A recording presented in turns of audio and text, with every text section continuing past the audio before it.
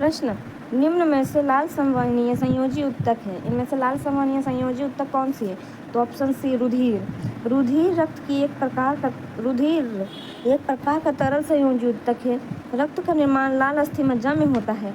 यह भ्रूणावस्था में पलीहा में रक्त का निर्माण होता है। रक्त का पीएच मान 7.4 होता है। रुधिर लाल रंग का चिपचिपा सा जल से कुछ भारी, अपारदर्शी तथा इसे संवहनीय संयोजी उत्तक भी कहा जाता है।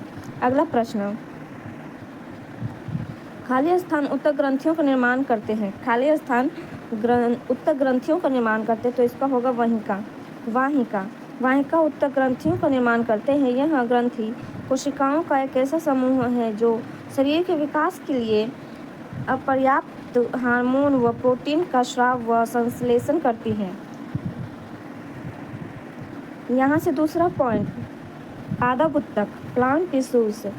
प्रश्न, निम्नांकित चित्र ए और बी दोनों ही पौधों में पाए जाने वाले दृढ़ोत्तकों को दर्शाते हैं, फिर भी इनकी रचनाएं अलग क्यों हैं? ये दोनों जो हैं, ये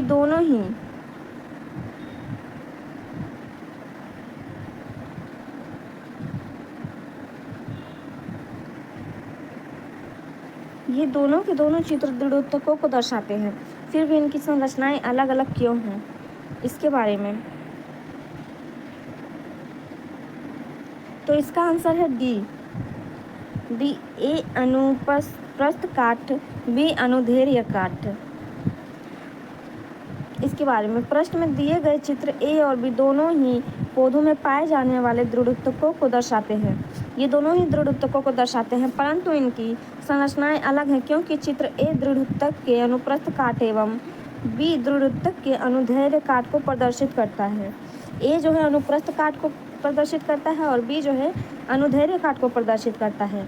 दृढ़ोत्तक की परिपक्व कोशिकाएं निर्जीव होती हैं। इसकी कोशिकाओं की भित्तियों पर लिग्निन नामक पदार्थ का जमाव होता है, जिससे कोशिका भित्ति अधिक मोटी हो जाती है। इसका काम पौधों को यांत्रिक शक्ति प्रदान करना है। यह दो प्रकार के होती हैं, दृढ़ोत्तक रस दृढ़ कोशिकाएं। गौरतलब है कि अनुप्रस्थ काट में दृढ़ोत्तक रेशों का आकार बहुभुज या आयताकार या गोल हो सकता है तथा दृढ़ कोशिकाएं आकार में अनियमित एवं छोटी होती हैं। अगला प्रश्न, पुराने जाइलम में किस प्रकार के अपशिष्ट उत्पादों को संग्रहित किया जाता है? पुराने जाइलम में किस प्रकार के अपशिष्ट उत्पादों को संग्रहित किया जाता है? तो इसका आंसर है बी, रेजिन और गोंद। इसके बारे में पुराने जाइलम में रेजिन और गोंद जैसे अपशिष्ट उत्पादों का संग्रहित किया जाता है। जाइलम एक ऐसा अपशिष्ट जटिल उत्तक है जो संवहन बंडल के अंदर पाया जाता है। जाइलम जल संवहन में प्रमुख भूमिका अदा करता है। रसारोहण की क्रिया पौधों में जाइलम वाहिनियों के द्वारा होती है। अगला प्रश्न, पादपों में अपशिष्ट उत्सर्जन की प्रक्रिया के संबंध में इनमें से कौन सा कथन सही है? इसमें पूछा है पादप अपशिष्ट उत्सर्जन में की प्रक्रियाओं के संबंध में इनमें से कौन सा कथन सही है? तो वो है डी। कुछ पौधों में अपशिष्ट उत्पाद रॉल के रूप में संचित होते हैं। रॉल के रूप में संचित होते हैं। रॉल का मतलब होता है रेजिन। इसके बारे में पादपों की अपशिष्ट उत्सर्जन प्रक्रिया के अंतर्गत कुछ पौधों में अपशिष्ट उत्पाद रॉल के रूप में संचित होते हैं। पादप मिट्टी के अपशिष्ट पदार्थों का उत्सर्जन करते हैं। ऑक्सीजन प्रकाश संश्लेषण का एक ऐसा उत्पाद है। अगला प्रश्न, एक कटी हुई टहनी को रंगीन पानी में रखा जाता है, जैसा कि नीचे दिए गए चित्र में दिखाया गया है। कुछ घंटों के बाद जब टहनी काट दी जाएगी तो वह कैसी दिखेगी? इन्हीं चित्रों के बारे में बोला गया है, तो फिर इसका आंसर होगा ए। चित्र ए की तरह एक कटी हुई टहनी को रंगीन पानी में रखा जाता है। जैसा कि नीचे दिए गए चित्र में दिखाया गया है, कुछ घंटों के बाद जब टहनी काट दी जाएगी तो वह चित्र एक ही तरह दिखेगी। अगला प्रश्न, पौधों की पत्तियों द्वारा तैयार भोजन को फ्लोएम के माध्यम से पौधे के किन भागों तक पहुंचाया जाता है? इसका आंसर है डी, जड़ों, बीजों, फलों और विभोज्योतकों तक। इसके बारे में, पौधों की पत्तियों द्वारा तैयार भोजन को फ्लोएम के माध्यम से पौधे के जड़ों, बीजों, फलों और विभोज्योतकों तक पहुंचाता है। फ्लोएम संवहनियों पर पौधों में पाए जाने वाला परिवहन तंत्र के रूप में कार्य करने वाले जटिल ऊतक होते हैं। अगला प्रश्न, कौन सी आकृति फ्लोएम में भोजन की गति का सही निरूपण करती है? इनमें कहा गया है फ्लोएम में भोजन की गति का सही निरूपण कौन करती है? तो फिर इसका आंसर होगा बी। इसका आंसर होगा बी। फ्लोएम में एक संवहन ऊतक है जिसका मुख्य कार्य पत्तियों द्वारा बनाए गए भोजन को पौधों के अन्य भागों तक पहुंचाना है। उपयुक्त प्रश्न में चित्र सी फ्लोएम में भोजन की गति का सही निरूपण करती है।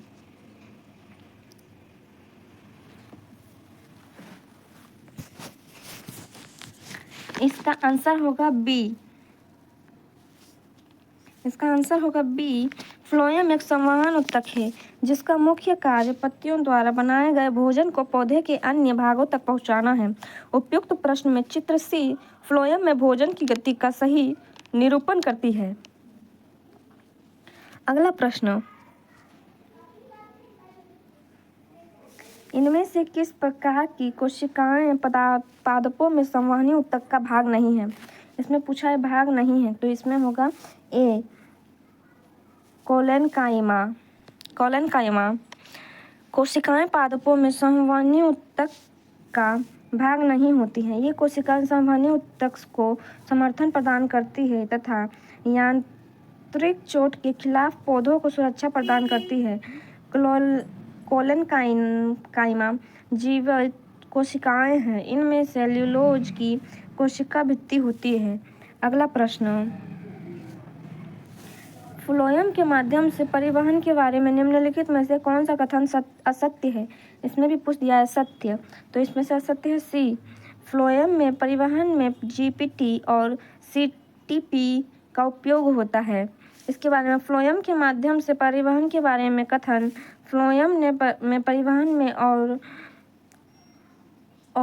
का जीटीपी और सीटीपी का उपयोग होता है, यह गलत है। अगला प्रश्न, निम्न में से क्या जाइलम वाहिकाओं को जलरोधी बनाता है? इनमें से कौन है जो जाइलम वाहिकाओं को जलरोधी बनाता है? तो इसका आंसर होगा डी, लिग्निन। लिग्निन जाइलम वाहिकाओं को जलरोधी बनाता है। लिग्निन का एक महत्वपूर्ण कार्बनिक बहुलक है जो कुछ विशिष्ट कोशिकाओं की कोशिका भित्ति में प्रचुर मात्रा में होता है। इसके कई जैविक कार्य हैं जैसे जल परिवहन, यांत्रिक समर्थन और विभिन्न तनावों का प्रतिरोध आदि। अगला प्रश्न, पौधे अपने अपशिष्ट उत्पादों को किन विभिन्न भागों में संग्रहित करते हैं? इसका आंसर होगा डी, आंसर डी, पत्तियों, रसधानियों और पुराने जाइलम में। इसके बारे में, पौधे अपने अपशिष्ट उत्पादों को विभिन्न भागों जैसे पत्तियों, रसधानियों और पुराने जाइलम में संग्रहित करते हैं। तना, छाल, रसधानियों, पत्ते आदि इन अपशिष्ट उत्पादों को उनकी बाहरी परत की ओर स्थानांतरित करते हैं। पौधे इन्हें अस्थायी रूप में संग्रहित करते हैं। अगला प्रश्न, फ्लोएम पौधे का रस संवहनी ऊतक होता है जो खाली स्थान का परिवहन करता है। इसका आंसर होगा डी, पोषकों। इसके बारे में, फ्लोएम पौधे का संवहनी ऊतक होता है जो पोषकों का परिवहन करता है, जबकि जाइलम द्वारा जल और उसमें खुले लवणों का संवहन होता है। फ्लोएम सजीव ऊतक है जिसमें मुख्यतः चलनी नलिकाएं होती है। अगला प्रश्न, निम्नलिखित में से किसकी उपस्थिति जटिल पादपों का एक विशिष्ट गुण है जिससे जिनसे स्थल या वातावरण में उनके अस्तित्व को संभव बनाता है। तो इसका आंसर है सी, संवहनी ऊतक। उपस्थित जटिल पादपों का एक विशिष्ट गुण है जिसमें स्थल या वातावरण में उनके अस्तित्व को संभव बनाया। उनके स्थलीय वातावरण, यहाँ पे होगा स्थलीय वातावरण में उनके अस्तित्व को संभव बनाया जाता है। संवहनी ऊतक विशिष्ट गुण है जिसमें फ्लोएम है। संवहनी ऊतक में कोशिकाएं सामान्यतः लंबी और पतली होती है। अगला प्रश्न, ऐसे यहाँ पे दिख नहीं रहा कि क्या लिखा हुआ है, गलत हो तो कमेंट में बताएं। अगला प्रश्न, सामान्यतः प्राणियों की तुलना में पादप को कम ऊर्जा की आवश्यकता होती है। इसके मुख्यतः कारण निम्नलिखित हैं। ए, ऊतकों में बड़े अनुपात में मृत कोशिकाएं की उपस्थिति। बी, गतिशीलता की अनुपस्थिति। सी, पादप अपना भोजन स्वयं संश्लेषण करते हैं। डी, श्वसन के दौरान पादप O2 मुक्त करते हैं। तो इसका आंसर होगा बी, ई और बी। पादप ऊतकों में बड़े अनुपात में मृत कोशिकाओं की उपस्थिति तथा गतिशीलता की अनुपस्थिति सामान्य प्राणियों की तुलना में पादपों के कम ऊर्जा की आवश्यकता का कारण है। अगला प्रश्न, निम्नलिखित में से कौन से उत्सर्जी पादप पौधों के पुराने जाइलम में संग्रहित होता है? तो इसका आंसर होगा ए, राल। निम्नलिखित में से कौन से उत्सर्जी उत्पाद पौधों के पुराने जाइलम में संग्रहित होता है? राल। पौधों में कोई उत्सर्जन अंग या उत्सर्जन तंत्र नहीं पाया जाता। राल अथवा रेजिन पौधों का एक उत्सर्जी पदार्थ है। रेजिन, गोंद, टैनिन जैसे सभी उत्सर्जी पदार्थ और अपशिष्ट उत्पाद पौधों के पुराने जाइलम पुराने कोशिकाओं में एकत्रित होते हैं, जो बाद में मजबूत लकड़ी यहाँ पे दिख तो नहीं रहा। अगला प्रश्न, पादपों में रेजिन और गोंद विशेषकर खाली स्थान में संचित होते हैं। इसका आंसर होगा डी, पुराने जाइलम में। पादप में रेजिन और गोंद विशेषकर खाली स्थान में संचित होते हैं, पुराने जाइलम में। Answer D. इसके बारे में, पादपों में रेजिन और गोंद विशेषकर पुराने जाइलम में संचित होते हैं। जाइलम संवहनी पौधों में ऊतक का एक प्रकार है जो जल और पोषक तत्वों को जड़ों से पत्तियों तक पहुंचाता है। अगला प्रश्न, निम्नलिखित में से कौन सा कथन फ्लोएम के संबंध में सही है? इसका आंसर होगा डी, फ्लोएम प्रकाश संश्लेषण उत्पादों को पत्तियों से पौधों के अन्य भागों तक ले जाता है। इसके बारे में, फ्लोएम पौधों के कार्बनिक पोषक तत्वों के परिवहन और वितरण के प्रभावी संवहनी ऊतक है। यह पौधों के एक संरचनात्मक कार्य करता है। फ्लोएम प्रकाश संश्लेषण के दौरान पत्तियों में बने खाद्य पदार्थों को पौधे के अन्य सभी लोगों में पहुंचाने का कार्य करता है, जबकि जाइलम पौधों की जड़ों से कार्बनिक घुलनशील यौगिकों को पौधों के अन्य भागों में पहुंचाने का कार्य करता है। अगला प्रश्न, निम्नलिखित में से कौन सा प्रकाश संश्लेषण के उत्पादों का पत्तियों से पादप के अन्य भागों तक परिवहन करता है? इसका आंसर होगा डी, फ्लोएम। फ्लोएम प्रकाश संश्लेषण के उत्पादों का पत्तियों से पादप के अन्य भागों तक परिवहन करता है। यह पौधे में पाया जाने वाला जटिल ऊतक है। जाइलम पादपों में जल एवं खनिज का परिवहन करने वाले जटिल स्थायी ऊतक है। यह पादपों की यांत्रिक सहायता भी प्रदान करता है। अगला प्रश्न, चालनी पट्टिकाएं खाली स्थान में पाई जाती हैं। तो इसका आंसर होगा ए, फ्लोएम नली कोशिकाओं में। चालनी पट्टिकाएं खाली स्थान में पाई जाती हैं तो फ्लोएम नली कोशिकाओं में। इसके बारे में, चालनी पट्टिकाएं फ्लोएम नली कोशिकाओं में पाई जाती है। फ्लोएम एक संवहन ऊतक है जिसका मुख्य कार्य पत्तियों द्वारा बनाए गए भोजन को पौधे के अन्य भागों में पहुंचाना है। अगला प्रश्न, पादपों में अपशिष्ट पदार्थों के संग्रहण हेतु इनमें से किस स्थान का उपयोग किया जाता है? पादपों में अपशिष्ट उत्पादों के संग्रहण हेतु इनमें से किस स्थान का उपयोग किया जाता है? तो इसका आंसर होगा बी, वास्तविक और उल्टा। पादपों में अपशिष्ट उत्पादों में संग्रहण हेतु पुराना जाइलम का उपयोग किया जाता है। जाइलम एक अस्थायी जटिल उत्तक है जो संवहन बंडल के अंदर पाया जाता है। समारोहण की क्रिया जाइलम के भीतर से ही होती है। अगला प्रश्न, निम्नांकित आरेख में नीले तीर जाइलम वाहिकाओं के माध्यम से परिवहन को निरूपित करते हैं और लाल तीर फ्लोएम वाहिकाओं के माध्यम से परिवहन को निरूपित करते हैं। कौन सा आरेख पौधे के तने में परिवहन को सही दिशा में निरूपण करता है? तो इसका आंसर होगा बी, चित्र बी जो है पौधे के तने में परिवहन की सही दिशा को निरूपण करता है। इसके बारे में, जाइलम वाहिकाएं पादप की जड़ों से ऊपर पत्तियों की ओर जल और खनिज के परिवहन का कार्य करती है और फ्लोएम वाहिकाएं पादप के शीर्ष आहार तक भोजन का स्थानांतरित करती है। अतः चित्र बी का आरेख पादप के तने से परिवहन की सही दिशा का निरूपण करता है। अगला प्रश्न,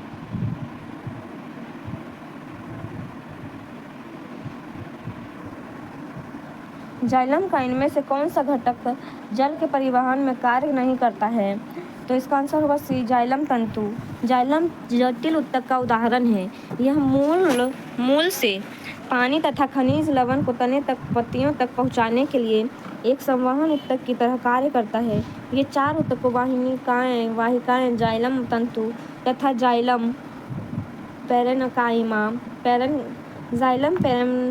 पैरेन्काइमा से मिलकर बना है। जाइलम तंतु की भित्ति मोटी होती है और इसकी केंद्रीय गुहिया विलुप्त होती है। यह जल के परिवहन में कार्य नहीं करता।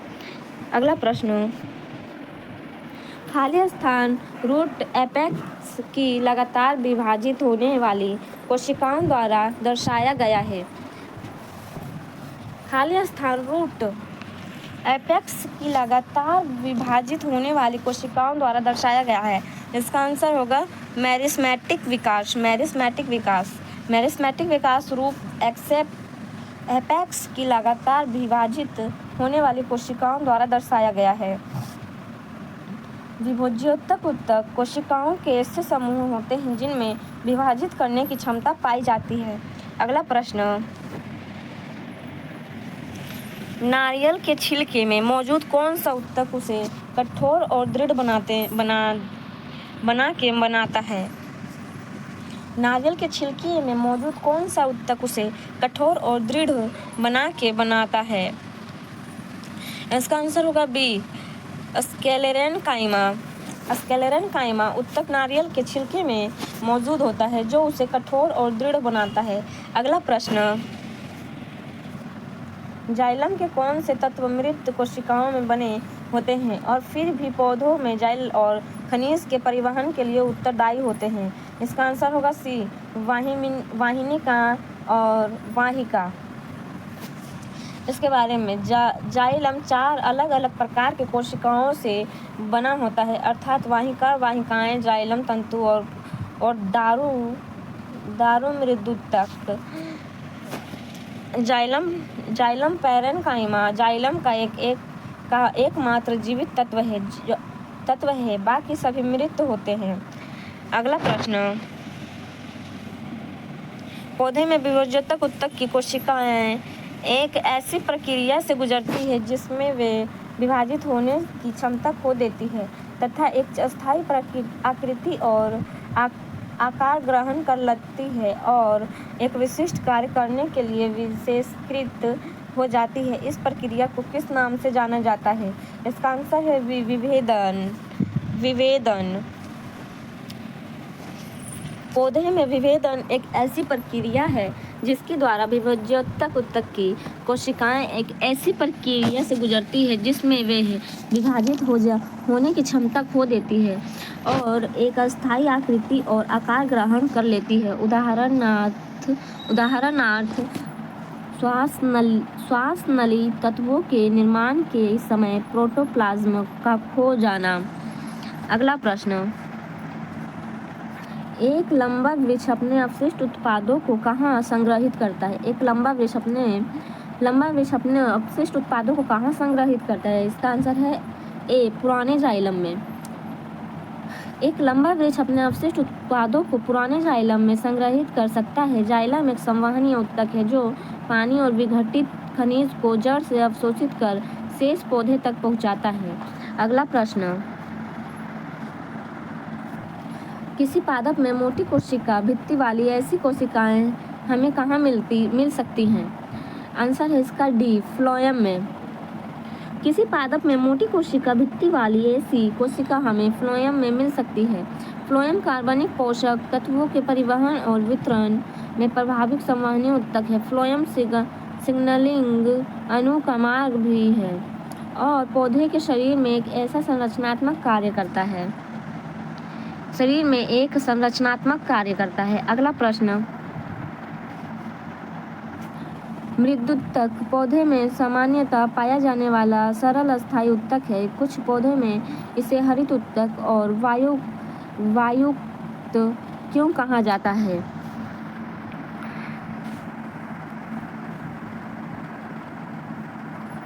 यह तो आंसर बहुत बड़ा है इसके बारे में। इसका सही आंसर है ए, हरित ऊतक। इनमें प्रकाश संश्लेषण के लिए क्लोरोफिल पाया जाता है। इनमें वायु अवकाश पौधों में होते हैं और ये तैरने में उनकी सहायता करते हैं। इसके बारे में इसका आंसर है ए।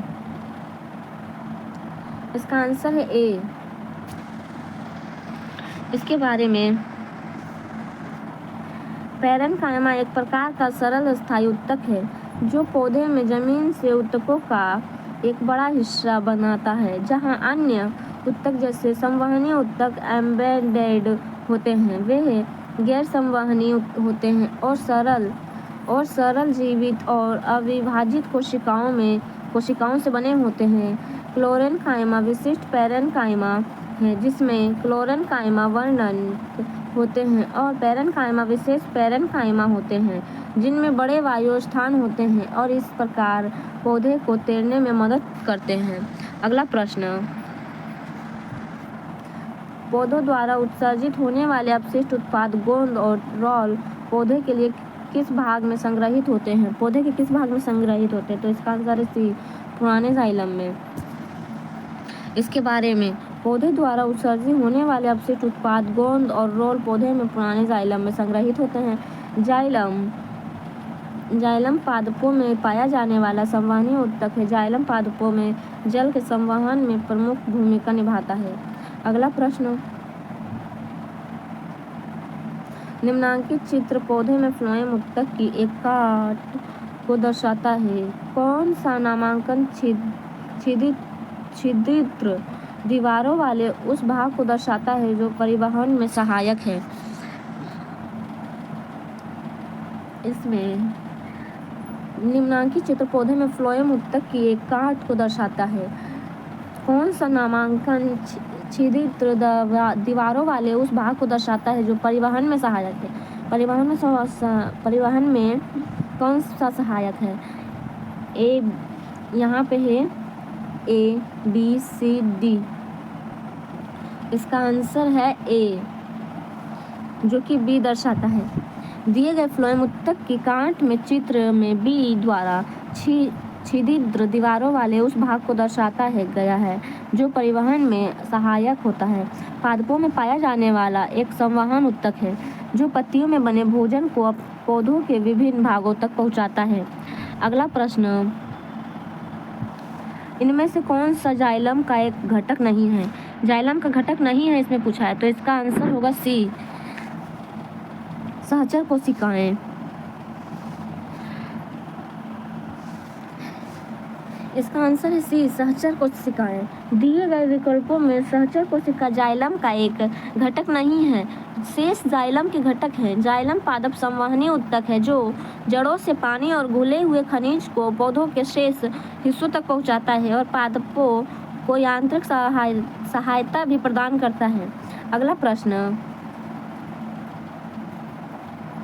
भोजन के संग्रहण के लिए जाइलम की कौन सी कोशिकाएं उत्तरदायी है? भोजन के संग्रहण के लिए जाइलम की कौन सी कोशिकाएं उत्तरदायी है? इसका आंसर है डी, पेरेन्काइमा। इसके बारे में, पौधों में भोजन के संग्रहण के लिए जाइलम की पेरेन्काइमा कोशिका उत्तरदायी होती है, जो केवल जीवित कोशिकाओं में स्टार्च और वसा को स्टोर करती है, जबकि जाइलम पौधों में यांत्रिक सहारा देते हैं। ये पौधों की जड़ों द्वारा अवशोषित जल तथा खनिज लवणों को पौधों के विभिन्न भागों तक पहुंचाने का कार्य करता है। इसे जल संवहन ऊतक भी कहते हैं। अंततः भूमि का जल पराशरण दबाव बढ़ाव द्वारा पौधों के मूलरोमों तक पहुंचाता है। अगला प्रश्न, पादपों में उत्सर्जन की प्रक्रिया के संबंध में इनमें से कौन सा कथन गलत है? तो इसका आंसर है बी, प्रकाश संश्लेषण में अपशिष्ट उत्पाद स्टार्च के रूप में संचित हो सकते हैं। इसके बारे में, पादपों में उत्सर्जन की प्रक्रिया के संबंध में दिए गए कथन में से प्रकाश संश्लेषण के अपशिष्ट उत्पाद स्टार्च के रूप में संचित हो सकते हैं, यह कथन गलत है, जबकि अन्य कथन पादपों में उत्सर्जन की प्रक्रिया के संबंध में सही है। अगला प्रश्न, निम्न में से कौन सा पशु रुक्त प्रकार नहीं है? निम्न में से कौन सा पशु उत्तक प्रकार नहीं है? यहाँ पे उत्तक है, तो इसका आंसर है ए, मेरिस्टेमेटिक उत्तक। मेरिस्टेमेटिक उत्तक जंतुओं में शरीर के उपकला उत्तक, संयोजी उत्तक, पेशीय उत्तक आदि पाए जाते हैं। मेरिस्टेमेटिक उत्तक पौधों में पाया जाता है। यह पादप उत्तक का एक प्रकार है। पादप उत्तक मुख्यतः दो प्रकार के होते हैं, पहला विभोज्य उत्तक, दूसरा अस्थायी उत्तक। अगला प्रश्न, किसी पौधे का कौन सा भाग पौधे की जड़ों से पौधे के शेष भागों में जल का परिवहन करता है? इसका आंसर है डी, जाइलम उत्तक। जाइलम पादपों में पाया जाने वाला उत्तक है। यह एक प्रकार का जटिल अस्थायी उत्तक है, जिसका प्रमुख कार्य जड़ों द्वारा शोषित जल को पौधे के विभिन्न भागों तक पहुंचाता है। अगला प्रश्न, पौधों का कौन सा हिस्सा पानी और खनिज के परिवहन को सक्षम करता है? इसका आंसर है सी, जाइलम। अगला प्रश्न, मृदुत्तक और स्थूल उत्तक खाली स्थान उत्तकों के प्रकार हैं। मृदुत्तक और स्थूल उत्तक खाली स्थान उत्तकों के प्रकार हैं, तो इसका आंसर है सी, सरल अस्थायी उत्तक। इसके बारे में, जो स्थायी उत्तक एक ही प्रकार की कोशिकाओं के समूह से मिलकर बना होता है, उसे अस्थायी सरल उत्तक कहते हैं। ये तीन प्रकार के होते हैं, पहला पेरेन्काइमा, दूसरा स्केलेन्काइमा, तीसरा कॉलेन्काइमा। पेरेन्काइमा को मृदुत्तक और स्केलेन्काइमा को दृढ़ उत्तक, कॉलेन्काइमा को स्थूल कोण उत्तक। अगला प्रश्न, पादप उत्तकों के संबंध में इनमें से कौन सा कथन गलत है? तो आंसर डी, इसका आंसर डी होगा। जाइलम में सामग्री दोनों दिशाओं में स्थानांतरित हो सकती है। जाइलम में सामग्री दोनों दिशाओं में स्थानांतरित हो सकती है। इसके बारे में, एक से अधिक कोशिकाओं से मिलकर बने होने के कारण जाइलम और फ्लोएम को जटिल उत्तक कहते हैं। ये दोनों पौधे में पाए जाने वाले संवहन उत्तक हैं। जाइलम जल एवं खनिज के संवहन में और फ्लोएम भोजन के संवहन में प्रमुख भूमिका निभाता है। अगला प्रश्न, खाली स्थान उत्तक संवहन पूल बनाते हैं। खाली स्थान उत्तक संवहन पूल बनाते हैं। इसका आंसर होगा सी, जाइलम और फ्लोएम। कोशिकाओं का वह समूह जिसमें सभी कोशिका आकार आकृति का कार्य उद्गम की दृष्टि से समान होती है, उत्तक कहलाता है। वह उत्तक कहलाता है। जाइलम और फ्लोएम उत्तक कोशिकाओं का वह समूह है जिसमें एक से अधिक प्रकार की कोशिकाएं मिलकर संवहन पूल का कार्य करती है। अगला प्रश्न, निम्न में से कौन सा उत्तक युग्म संवहनी मंडल गठन करता है? इसका आंसर होगा बी, जाइलम और फ्लोएम। अगला प्रश्न, फ्लोएम खाली स्थान के अतिरिक्त निम्नलिखित में से अन्य सभी से मिलकर बना है। इसका आंसर होगा बी, फ्लोएम वाहिका। फ्लोएम पौधों में पाया जाने वाला वह संवहन उत्तक है। दूसरा संवहन उत्तक जाइलम है। फ्लोएम एक जटिल स्थायी उत्तक है यह संभव मंडल के अंदर पाया जाता है। इसका निर्माण 4 प्रकार की कोशिकाओं से हुआ है।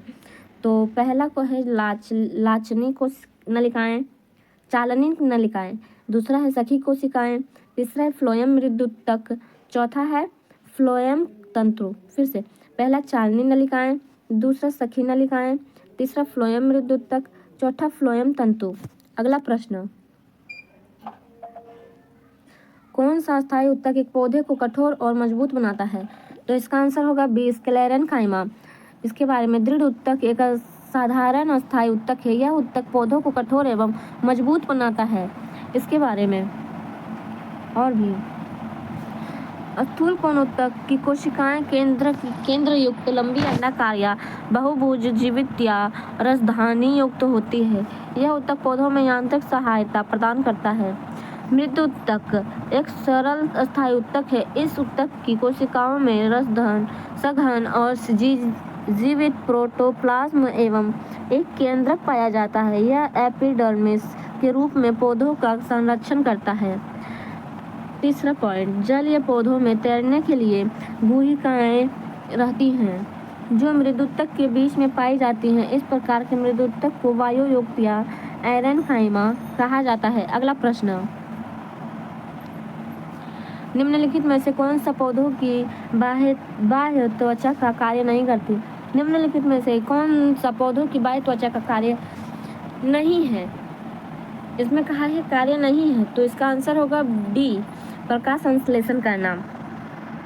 इसके बारे में, बाह्य त्वचा का प्रमुख कार्य पौधे की शुष्ककरण तथा संक्रमण से संरक्षा करना है।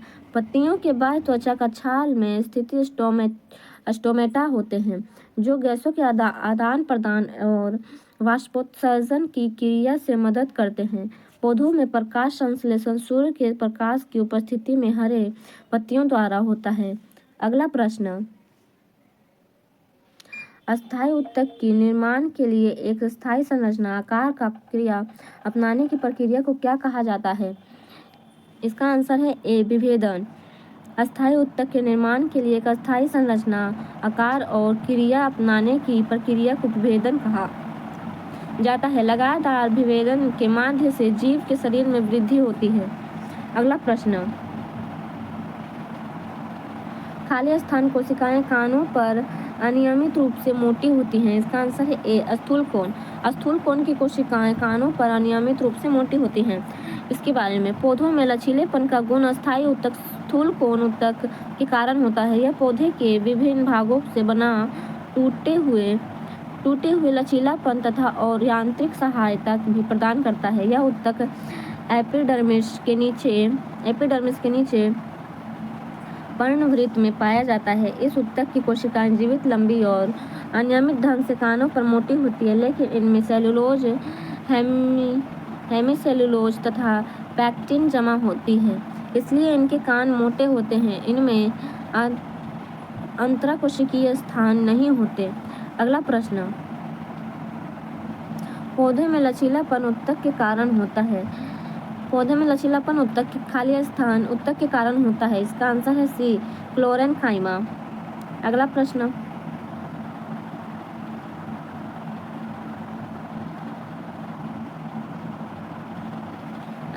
निम्नलिखित में से किन उत्तकों में कोशिकाएं जीवित होती हैं, लंबी और कोनों पर अनियमित रूप से स्थूल होती हैं?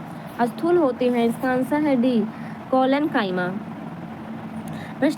अगला प्रश्न, कोलेनकाइमा उत्तक की कोशिकाएं खाली स्थान से कोनों पर मोटी होती हैं। इसका आंसर है सी, सेलुलोज और पैक्टिन।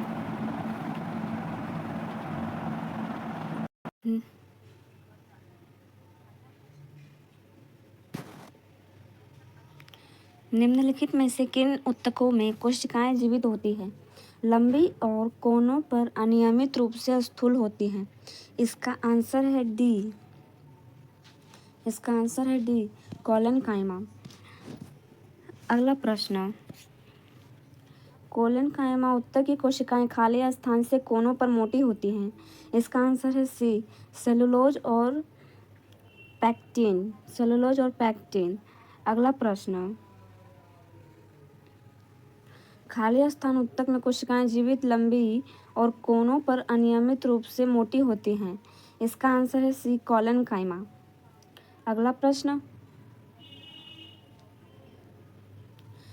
सिव ट्यूब और सहसक्रियाओं कोशिकाएं मुख्य रूप से खाली स्थान के संचरण के लिए उत्तरदायी होती हैं। इसका आंसर है सी, पौधों में भोजन। पौधों में भोजन, इसके बारे में, सिव ट्यूब और सहकोशिकाएं मुख्य रूप से पौधों में भोजन के संरचना के लिए उत्तरदायी होती हैं। इनके द्वारा पूरे पौधे में कार्बोहाइड्रेट को पहुंचाया जाता है। अगला प्रश्न, खाली स्थान के जमाव के कारण दृढ़ ऊतक की कोशिकाएं भित्तियां मोटी होती है। इसका आंसर है ए, लिग्निन।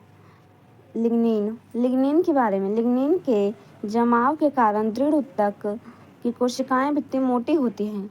लिग्निन एक प्राकृतिक गहरा पीला बहुलक है।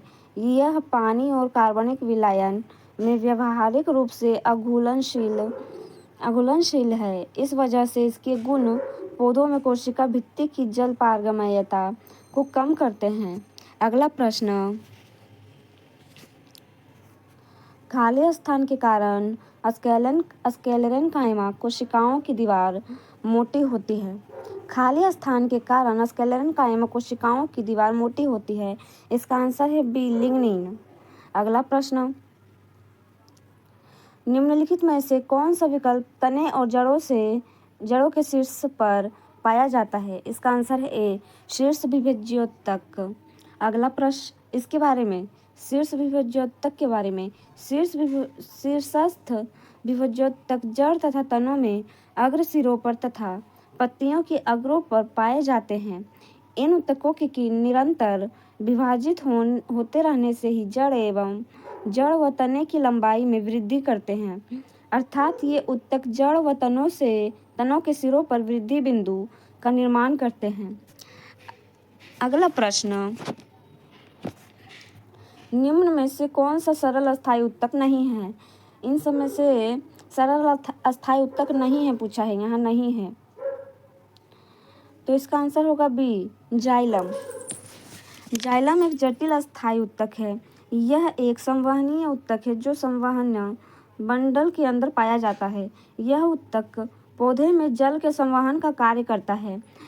ध्यातव्य है कि फ्लोएम दूसरा जटिल संवहन ऊतक है जो पौधों में पत्तियों से भोजन को विभिन्न भागों तक पहुंचाने का कार्य करता है। अगला प्रश्न, खाली स्थान एक जटिल अस्थायी ऊतक है। इनमें से कौन सा है जो जटिल अस्थायी ऊतक है? तो ए, फ्लोएम। अगला प्रश्न, निम्नलिखित में से कौन सा एक सरल अस्थायी ऊतक नहीं है? इसमें पूछा है सरल अस्थायी ऊतक नहीं है, तो सी, जाइलम। सरल अस्थायी ऊतक नहीं है जाइलम। इसके पहले जो था वो एक जटिल अस्थायी ऊतक है, फ्लोएम। ये फ्लोएम है और इसके नीचे है जाइलम। अगला प्रश्न, खाली स्थान सामान्य स्थिति ऊतक नहीं है। सामान्य स्थिति ऊतक नहीं है पूछा है, तो इसका आंसर हुआ डी, जाइलम। अगला प्रश्न, निम्नलिखित में से कौन सा एक सरल अस्थायी ऊतक नहीं है? सरल अस्थायी ऊतक नहीं है तो फिर ये भी जाइलम। अगला प्रश्न, निम्नलिखित में से कौन सा ऊतक मुख्य रूप से मृत कोशिकाओं में बना होता है? इन समय से कौन सा ऊतक मुख्य रूप से मृत कोशिकाओं से बना होता है? तो वो है जाइलम। जाइलम ऊतक मुख्य रूप से मृत कोशिकाओं से बना है। यह एक संवहन ऊतक है। इसका कार्य जड़ों द्वारा अवशोषित जल तथा खनिज लवणों को पौधों में विभिन्न भागों तक पहुंचाना है। अगला प्रश्न, पौधों में उस ऊतक का नाम क्या है जो जड़ों से पौधों के अन्य हिस्सों में पानी और खनिज पहुंचाता है? तो इसमें बताना है कि जड़ों से पौधों के अन्य हिस्सों में पानी और खनिज कौन पहुंचाता है? तो इसका आंसर है बी, जाइलम। अगला प्रश्न, पौधों में कौन सा ऊतक पानी का संवहन करता है? इसका भी आंसर बी, जाइलम। अगला प्रश्न, इनमें से कौन सी कोशिकाएं जड़ों से पौधों के अन्य भागों तक जल का परिचालन करती है? इसका आंसर होगा डी, जाइलम। अगला प्रश्न, निम्नलिखित में से कौन पौधों में जल के वहन से संबंधित है? इसका भी जाइलम। जाइलम उत्तक पौधों में जल के वहन से संबंधित है। जाइलम उत्तक पौधों के जड़ तथा एवं पत्तियों में पाया जाता है। इसे चालन उत्तक भी कहते हैं। यह 4 विभिन्न प्रकार के घटनों से बना होता है। ये है, पहला वाहिनिकाएं, दूसरा वाहिकाएं, तीसरा जाइलम तथा जाइलम तंतु तथा चौथा जाइलम मृदुत्तक। इन चारों के बारे में, वाहिनिकाएं ये जल को तने द्वारा जड़ से पत्ती तक पहुंचाती हैं। दूसरा वाहिकाएं ये पौधों की जड़ से लेकर एवं खनिज लवण को पत्तियों तक पहुंचाती है। तीसरा जाइलम तंतु ये मुख्यतः पौधों को यांत्रिक सहारा प्रदान करते हैं। चौथा जाइलम मृदुत्तक यह किनारे की ओर पानी के पार्श्वीय संवहन में मदद करता है। अगला प्रश्न, निम्नलिखित में से कौन से उत्तक का अंतरकोशिकीय क्षेत्र बड़ा होता है? तो वो है ए, पैरेन्काइमा। पैरेन्काइमा उत्तक में सभी कोशीय समव्यवासी तथा पतली भित्ति युक्त होती है। मृदुत्तक कोशिकाएं अंडाकार, गोल अथवा बहुमुखी होती हैं तथा कोशिकाओं के बीच में अंतरकोशिकीय क्षेत्र बड़ा होता है। अगला प्रश्न, पौधों के तनों में छल्लों के रूप में पाई जाने वाली आकृति जो उनकी वृद्धि में सहायक होती है, इनमें निम्नलिखित में से कौन से उत्तक पाए जाते हैं? इसका आंसर है ए, लैटरल मेरिस्टेमेटिक उत्तक। लैटरल मेरिस्टेमेटिक उत्तक, इसके बारे में,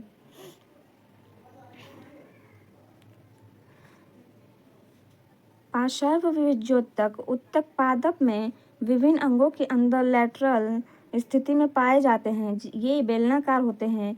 इनके कारण पादपों की मोटाई में वृद्धि होती है, जिसे द्वितीयक वृद्धि कहते हैं। ये 2 प्रकार के होते हैं। पहला प्राथमिक लैटरेटिक मेरिस्टेमेटिक, दूसरा द्वितीयक लैटरल मेरिस्टेमेटिक। अगला प्रश्न, निम्नलिखित में से कौन सा उत्तक जड़ों से खाद्य पदार्थों का परिसंचरण करता है? इसका आंसर है बी, जाइलम। जाइलम जटिल उत्तक का एक से अधिक प्रकार की कोशिकाओं से मिलकर बनते हैं। सभी कोशिकाएं मिलकर कोई सामान्य कार्य करती हैं, जैसे जाइलम फ्लोएम, जाइलम जल और उसमें घुले लवणों का संवहन करता है, जबकि फ्लोएम पत्तियों द्वारा निर्मित भोजन पदार्थों का संवहन करता है। अगला प्रश्न, खाली स्थान। अगला प्रश्न, खाली स्थान उत्तक की कोशिकाएं अलग अलग प्रकार के स्थायी उत्तक बनाने के लिए पृथक होती हैं। इसका आंसर है सी, विभज्योत्तक। विभज्योत्तक के बारे में, विभज्योत्तक उत्तक एकमात्र पादप उत्तक है। पौधों में वृद्धि कुछ निश्चित भागों में ही होती है। ऐसा उन भागों में पाया जाने वाले विभज्योत्तक के कारण होता है। विभज्योत्तक की कोशिकाएं विभाजित होकर विभिन्न प्रकार के अस्थायी उत्तकों का निर्माण करते हैं। अस्थायी उत्तक 3 प्रकार के होते हैं। पहला स्थल अस्थायी उत्तक, दूसरा जटिल अस्थायी उत्तक, तीसरा विशिष्ट उत्तक। अगला प्रश्न, अस्थायी उत्तक खाली स्थान के अंतर्गत वर्गीकृत किए जाते हैं। इसका आंसर है डी, मेरिस्टेमेटिक। अगला प्रश्न, मेरिस्टेमेटिक उत्तक एक विशेष भूमिका निभाते हैं और अपनी विभाजित करने की क्षमता को त्याग देते हैं और तब खाली स्थान बनाते हैं। खाली स्थान, इसका आंसर है ए, अस्थायी उत्तक। अगला प्रश्न, खाली स्थान उत्तक एकमात्र पादप उत्तक है जो कोशिका विभाजन द्वारा नई कोशिकाओं का उत्पादन करता है। इसका आंसर सी है, स्थूल कोण उत्तक या कोलेनकाइमा। कोलेनकाइमा उत्तक एकमात्र पादप उत्तक है जो कोशिका विभाजन द्वारा नई कोशिका का उत्पादन करता है। इसका आंसर है स्थूल कोण उत्तक या कोलेनकाइमा। अगला प्रश्न,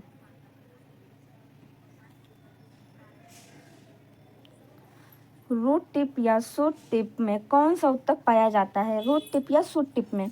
इसका आंसर है डी, विभज्योतक उत्तक। पौधों इसके बारे में विभज्योतक के बारे में पौधों की वृद्धि केवल उनके कुछ निश्चित एवं विशेष भागों में ही होती है। ऐसा विभाजित होने वाले उत्तकों के कारण ही होता है। ऐसे विभाजित होने वाले उत्तक पौधों में वृद्धि वाले भागों में ही स्थित होते हैं।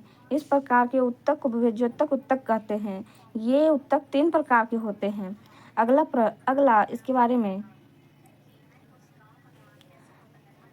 इस प्रकार के उत्तक को विभज्योतक उत्तक कहते हैं। ये उत्तक 3 प्रकार के होते हैं। इसमें तो 2 है। पहला शीर्षस्थ विभज्योतक, तने व जड़ को शीर्ष पर तथा पत्तियों के अग्रों पर स्थित होता है और उनकी लंबाई में वृद्धि करता है। दूसरा पार्श्व विभज्योतक, कैम्बियम तने व जड़ की परिधि में स्थित होता है और उनकी मोटाई में वृद्धि करता है। तीसरा अंतर्विष्ट विभज्योतक, पत्तियों के आधार पर टहनियाँ के परत के दोनों ओर स्थित होता है। यह उन भागों की वृद्धि करता है। अगला प्रश्न, अंतर्वेशीय विभज्योतक। अंतर्वेशी विभज्योतक पाए जाते हैं। इसका आंसर है सी, पत्तियों के तल में। अंतर्वेशी विभज्योतक पत्तियों के तल में पाए जाते हैं।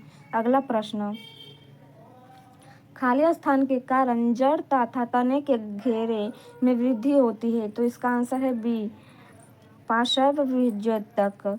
अगला प्रश्न, एक पौधे के तने या जड़ का घेरा किस कारण बढ़ता है? एक पौधे के तने या जड़ का घेरा। इसका आंसर ए, लेटरल मेरिस्टेम के कारण एक पौधे के तने या जड़ का घेरा बढ़ता है। अगला प्रश्न, तने या जड़ का घेरा खाली स्थान के कारण बढ़ता है। इसका आंसर है बी, पार्श्व विभज्योतक। तने या जड़ का घेरा पार्श्व विभज्योतक के कारण बढ़ता है। अग्रस्थ मेरिस्टेम खाली स्थान के शीर्षक पर पाया जाता है। इसका आंसर होगा ए, तना और जड़ें। अगला प्रश्न, पौधों में प्राथमिक वृद्धि इसमें होती है। ए, लंबवत विभज्योतक, बी, पार्श्व विभज्योतक, सी, अंतर्वेशी विभज्योतक, डी, शीर्ष विभज्योतक। इसका सही आंसर है बी, सी और डी में। इसके बारे में पौधों में वृद्धि मुख्यतः सक्रिय कोशिका विभाजन वाले विशेष क्षेत्रों तक ही सीमित होती है। इस क्षेत्र को मेरिस्टेमेट कहते हैं। पौधों में विभिन्न प्रकार के मेरिस्टेमेट मूल तथा तने के शीर्ष पर होते हैं। ये प्राथमिक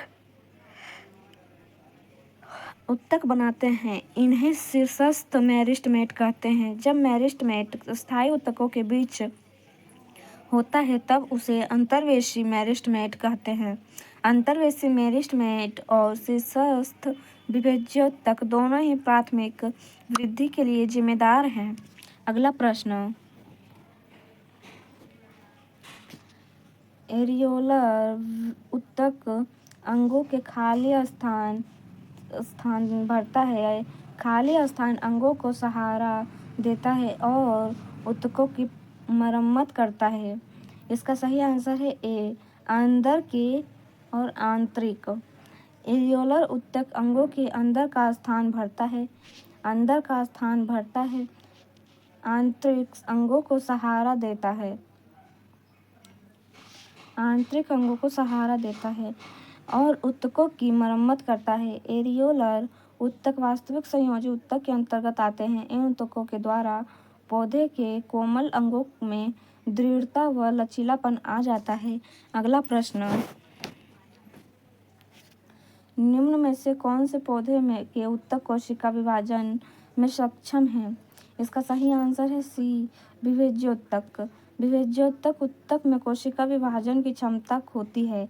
यह मुख्यतः पौधों में वृद्धि भागों में पाए जाते हैं। इनके अंतर्गत कोशिकाओं के वे समूह आते हैं जिनमें कोशिकाएं या तो विभाजित होने वाली हो या विभाजित हो रही हों, या उनमें विभाजन की क्षमता होती है। इनमें निरंतर विभाजन से पौधों में वृद्धि होती है। अगला प्रश्न, निम्नलिखित में से किन अस्थायी उत्तक में कोशिकाएं मृत होती हैं? इसका सही आंसर है सी, स्क्लेरेनकाइमा।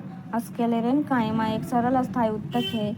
इसकी कोशिका भित्ति कठोर मोती तथा लिग्निन युक्त होती है। इस उत्तक की कोशिकाएं मृत होती हैं क्योंकि इसके किनारों पर सेलुलोज, हेमिसेलुलोज तथा लिग्निन का जमाव होता है। ये उन तने में संवहन बंडल के समीप पत्तों की सिराओं में तथा बीजों और फलों के कठोर छिलकों में उपस्थित होता है। उदाहरण, नारियल के छिलके। अगला प्रश्न, खाली स्थान उत्तक मृत कोशिकाओं के संयोजन से बना होता है। अगला प्रश्न, इसका आंसर सी, स्क्लेरेनकाइमा। अगला प्रश्न, नारियल की छाल का निर्माण किस उत्तक द्वारा होता है? इसका आंसर होगा डी, स्क्लेरेनकाइमा। किस प्रकार के उत्तक नारियल का भूसी बनाता है? किस प्रकार का उत्तक नारियल का भूसी बनाता है? इसका आंसर सी, स्क्लेरेनकाइमेट्स फाइबर। अगला प्रश्न, खाली स्थान उत्तक का निर्माण मृत कोशिकाओं के संयोजन में होता है। इसका आंसर है स्क्लेरेनकाइमा। अगला प्रश्न, खाली स्थान की कोशिकाएं मृत होती है। खाली स्थान की कोशिकाएं मृत होती है। इसका आंसर होगा बी, दृढ़ उत्तक। अगला प्रश्न,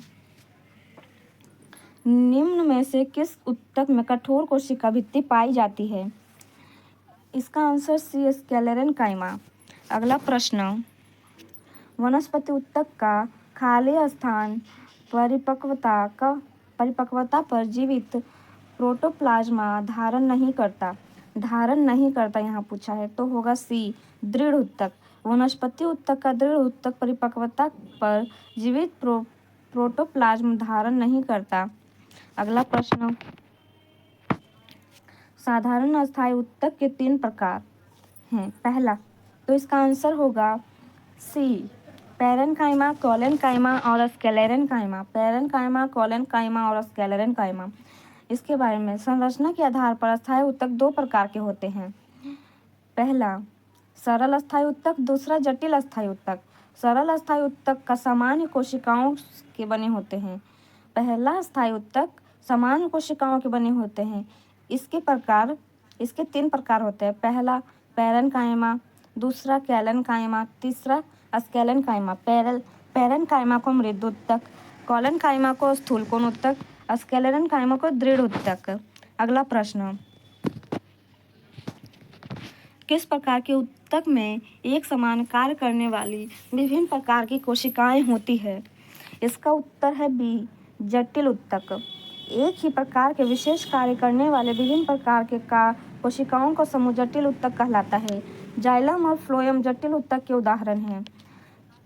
अगला प्रश्न, पादप कोशिका भित्ति किससे बनी होती है? इसका आंसर ए, सेलुलोज और पैक्टिन से। इसके बारे में, पादप कोशिका भित्ति सेलुलोज और पैक्टिन से बनी होती है। कोशिका के अध्ययन का साइटोलॉजी कहा जाता है। कोशिका के अध्ययन को साइटोलॉजी कहा जाता है। कोशिका भित्ति केवल पादप कोशिकाओं में पाई जाती है। अगला प्रश्न, पौधों में फ्लोएम का क्या कार्य होता है? पौधों में फ्लोएम का क्या कार्य होता है? तो इसका आंसर ए, खाद्यों का प्रवाह करना। प्रवाह मतलब कि फ्लोएम या बास्ट पौधों की जड़ तना एवं पत्तियों में पाया जाता है। यह पत्तियों द्वारा तैयार भोज्य पदार्थों को पौधों के विभिन्न भागों तक पहुंचाता है। यह एक संचायक उत्तक है जो पौधों को यांत्रिक संचयन प्रदान करता है।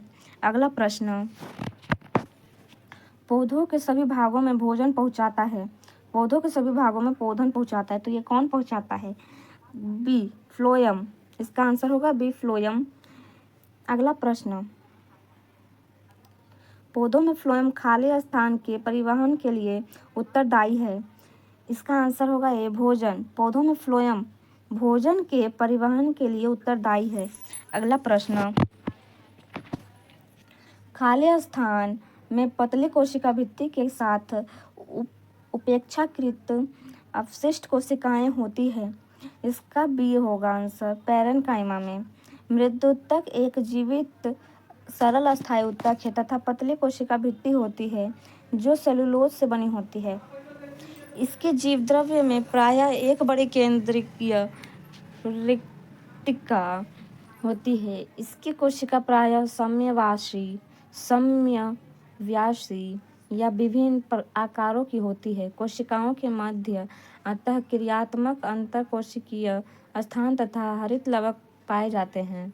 ये सामान्यतः जल, भोजन पदार्थ आदि का संचय करती है। अगला प्रश्न, खाली स्थान में कोशिकाओं को ढीला पैक किया जाता है ताकि बड़े अंतः क्रियात्मक रिक्त स्थान मिल सके। इसका आंसर है सी ए मृदुतक। अगला प्रश्न, खाली स्थान में पतली कोशिका भित्ति के साथ उपेक्षाकृत गैर विशिष्ट कोशिकाएं होती है। इसका आंसर ए होगा पैरेन्काइमा। अगला प्रश्न, अधिक अंतरकोशीय प्रसार के लिए खाली स्थान कोशिकाएं विरल रूप में संचरित होती हैं। इसका आंसर होगा डी पैरेन्काइमा। पैरेन्काइमा के बारे में, कोशिकाओं की कुछ परतें उत्तक के आधारीय पैकिंग का निर्माण करती हैं जिन्हें पैरेन्काइमा उत्तक कहते हैं, जो कि स्थायी उत्तक का एक प्रकार है। यह पतली कोशिका भित्ति वाली सरल कोशिकाओं का बना होता है। ये कोशिकाएं जीवित होती हैं। कुछ पैरेन्काइमा उत्तकों में फ्लोरीन पाया जाता है जिसके कारण प्रकाश संश्लेषण की क्रिया होती है। पैरेन्काइमा उत्तक में अधिक अंतरकोशीय प्रसार के लिए उसकी कोशिकाएं विरल रूप से संरचित होती हैं। जलीय पौधों में पैरेन्काइमा की कोशिका के मध्य हवा की बड़ी गुहिकाएं होती है जो पौधों को तैरने के लिए उत्प्लावन बल प्रदान करती है, जिससे एरेन्काइमा कहते हैं। अगला प्रश्न, खाली स्थान उत्तक की कोशिका बहुत सक्रिय होती है। इनमें घने कोशिका द्रव्य, पतली कोशिका रस भित्तियां, मुख्य नाभिक और कम रिक्तिकाएं होती हैं। इसका आंसर है ए विभज्योतक। इसके बारे में, विभज्योतक उत्तक के अंतर्गत कोशिकाओं के वे समूह आते हैं जिसकी कोशिकाएं या विभाजित होने वाली होती हैं या विभाजित हो रही होती हैं या उनमें विभाजन की क्षमता होती है। ये पौधों के वर्धी भागों में पाई जाती है। इसके विशिष्ट लक्षण निम्न हैं। अब इसके लक्षण, पहला, ये गोल अंडाकार या बहुभुजाकार होती हैं। दूसरा, इसकी कोशिकाएं बहुत सक्रिय होती हैं। तीसरा, कोशिका द्रव्य, पतली कोशिका रस भित्तियां, मुख्य नाभिक और कम रिक्तिकाएं होती है। तीसरा, जीव द्रव्य संघन केंद्रक बड़े तथा राजधानी छोटी होती है। अगला प्रश्न, निम्न में से कौन सा उत्तक कोशिका विभाजन में सक्षम है? इसका आंसर बी सही है, विभज्योतक उत्तक। विभज्योतक उत्तक। अगला प्रश्न, विभिन्न प्रकार के अस्थायी उत्तक के निर्माण के लिए खाली स्थान उत्तक की कोशिकाओं को अलग किया जाता है। इसका सही आंसर है डी मेरिस्टेमेटिक। अगला प्रश्न, पादप उत्तक मुख्यतः दो प्रकार के होते हैं, खाली स्थान और खाली स्थान। पादप उत्तक मुख्यतः दो प्रकार के होते हैं, तो कौन कौन से? पहला, सरल अस्थायी उत्तक। दूसरा, जटिल अस्थायी उत्तक। ये गलत है। इसका आंसर सी सही है। क्या पूछा है? पादप उत्तक मुख्यतः दो प्रकार के होते हैं। पादप उत्तक, विभज्योत्तक उत्तक, अस्थायी उत्तक। अगला इसके बारे में, कोशिकाओं के समूह को उत्तक कहते हैं। पादप उत्तक दो प्रकार के होते हैं। पहला विभज्योत्तक उत्तक, दूसरा अस्थायी उत्तक। जिन उत्तकों में विभाजन की क्षमता होती है उन्हें विभज्योत्तक उत्तक कहते हैं। ये प्रमुख रूप से पौधों के वृद्धि भागों में पाए जाते हैं। अस्थायी उत्तक कोशिकाओं के ऐसे समूह हैं जिनमें विभाजन की क्षमता का अभाव होता है। इसके द्वारा ही पौधों को यांत्रिक अवलंबन मिलता है। ये मुख्यतः बहुवर्षीय पौधों में पाए जाते हैं। अगला प्रश्न, निम्न में से कौन सा अस्थायी उत्तक का एक उदाहरण है? तो इसका आंसर बी होगा, जाइलम। अस्थायी उत्तक की कोशिकाएं प्रायः अधिक विभक्त नहीं होती। अस्थायी उत्तक जिनसे कोशिका की रचना होती है तथा उनके कार्य एक समान होते हैं उन्हें सरल उत्तक कहते हैं। अस्थायी उत्तक जिनमें विभिन्न प्रकार की कोशिकाएं होती हैं उन्हें जटिल उत्तक कहते हैं। जाइलम एक अस्थायी जटिल उत्तक है। अगला प्रश्न, निम्न में से कौन जाइलम का प्रकार नहीं है? इनमें से कौन सा है जो जाइलम का प्रकार नहीं है? तो इसका आंसर है बी, सिव ट्यूबर। इसके बारे में, जाइलम एक प्रकार का संवहन उत्तक है। इसका प्रमुख कार्य जल और खनिजों का अवशोषण कर पौधों के पत्तियों तक पहुंचाना होता है। इसमें 4 प्रमुख कोशिकाएं होती है। पहला वाहिनिकाएं, दूसरा वाहिकाएं, तीसरा जाइलम मृदुत्तक, चौथा जाइलम तंतु। इसके बारे में, इनमें से सिर्फ ट्यूबर भिन्न है। यह दारू में पाया जाता है। दारू का प्रमुख कार्य पत्तियों द्वारा निर्मित भोजन को पौधों में विभिन्न भागों तक पहुंचाना। अगला प्रश्न, कौन सा उत्तक पौधों के प्रकाश संश्लेषण हिस्सों से सामग्री के परिवहन में मदद करता है? इसका आंसर है ए, फ्लोएम। पौधों में 2 प्रकार के चालन उत्तक पाए जाते हैं जिनमें एक जाइलम है और दूसरा फ्लोएम है। जाइलम उत्तक का मूल कार्य जड़ से तने तक पत्तियों तक पानी एवं शोषण तत्वों, खनिज, लवण इत्यादि का परिवहन करता है, जबकि फ्लोएम उत्तक पौधों के प्रकाश संश्लेषक हिस्सों में तैयार सामग्री को पौधों के सभी भागों तक पहुंचाते हैं। अगला प्रश्न, दृढ़ उत्तक खाली स्थान से बना है। दृढ़ उत्तक किससे बना है? तो ये बना है निर्जीव कोशिकाओं से। इसका आंसर भी सही है। इसके बारे में, दृढ़ उत्तक निर्जीव कोशिकाओं से बने होते हैं। यह उत्तक पौधों के तनों, पत्तियों के सिरे, फलों तथा बीजों के बीजावरण में पौधे पाए जाते हैं। जिन पौधे में रेशे उत्पन्न होते हैं उन्हें यह उत्तक प्रचुर मात्रा में पाए जाते हैं। अगला प्रश्न, रेगिस्तानी पौधों की बाह्य त्वचा में काले स्थान की एक मोटी मोमी परत होती है। इसका आंसर बी होता है, क्यूटिक। रेगिस्तान पौधों में बाह्य त्वचा में क्यूटिक की एक मोटी मोमी परत होती है।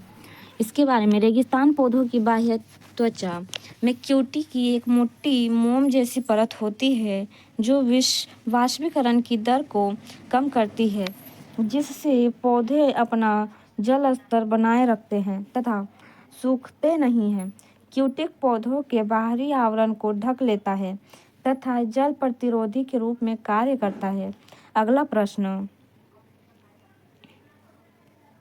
वृक्षों में सामग्री के परिवहन में सहायक उत्तकों को क्या कहा जाता है? संवहनी उत्तक।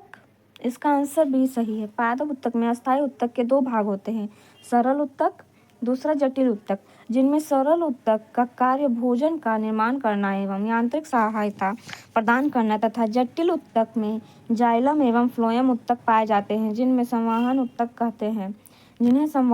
कहते हैं। इसका कार्य जल एवं खाद्य पदार्थों को पौधों के अन्य अंगों में संवहन करना होता है। अगला प्रश्न,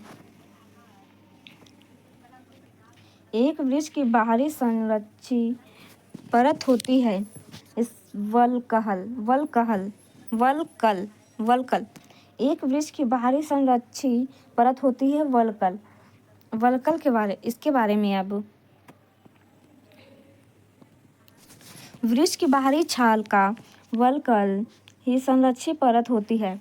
सेप या रस कैम्बियम परत तथा अंतःकोष्ठ के बीच में होता है। पित्त वृक्ष का केंद्रक होता है जिस पर वृक्ष का भोजन संग्रहित होता है। यह जो इसमें सारा चीज बताया गया है इसको एक बार पढ़ लेंगे। अगला प्रश्न, अब चौथा पॉइंट है इसमें जैव अणु इसके अंतर्गत है लिपिड, प्रोटीन, न्यूक्लिक अम्ल। प्रश्न, निम्न में से कौन सा जाइलम प्रोटीन का विखंडन करता है? निम्न में से कौन सा जाइलम प्रोटीन का विखंडन करता है? तो वो है पेप्सिन। इसका आंसर डी सही है। पेप्सिन एंजाइम प्रोटीन को विखंडन कर सरल पदार्थों में परिवर्तित कर देता है। यह आमाशय में निकलने वाले जठर रस में पाया जाता है। अगला प्रश्न, किस एंजाइम को पाचन प्रक्रिया में अपना कार्य करने के लिए हाइड्रोक्लोरिक अम्ल की उपस्थिति की आवश्यकता होती है? इसका आंसर है पेप्सिन।